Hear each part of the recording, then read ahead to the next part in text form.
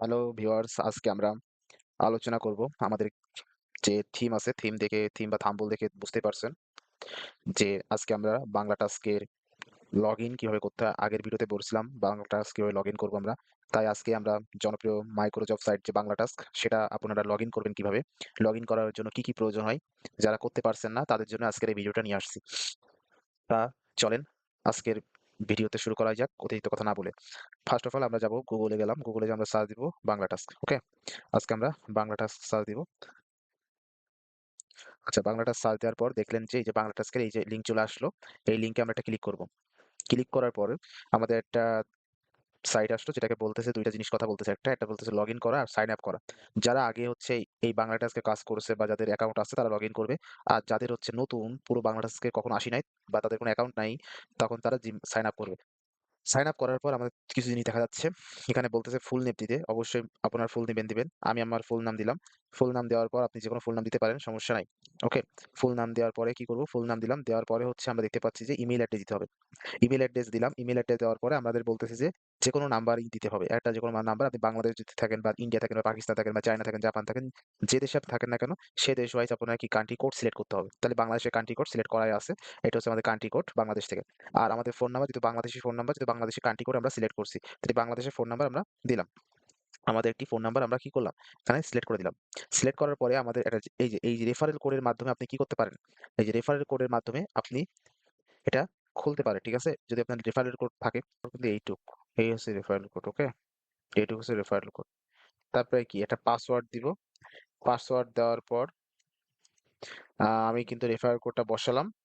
Referral code বসানোর পরে আমি এবার পাসওয়ার্ড দিব। পাসওয়ার্ড একটা দিতে পারি।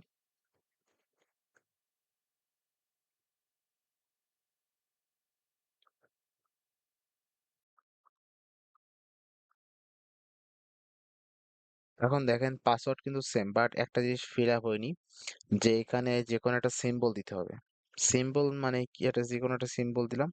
এই একটা সিম্বল দিলাম। ঠিক আছে? সিম্বল দিলাম, হয়ে গেল পাসওয়ার্ড। এখন আই অ্যাগ্রি, আমি সকল যে রুলস আর রেগুলেশন আছে এই বাংলা টাস্কে সবকিছু আমি মানতে চাই, তাই এটা টিক চিহ্ন দেবো। আর আমি তো রোবট না, I am not a robot. Select করার পর আমার কিছু বোঝার পরে আমরা এবার নেক্সটে যাচ্ছি। এই যে আমাদের চলে আসলো, এটা আমি সেভ করে রাখতে পারি বা সেভ না করে রাখতে পারি। এই যে আমাদের বাংলা টাস্কের বিষয়। অনেক কাজ আছে, অসংখ্য কাজ রয়েছে।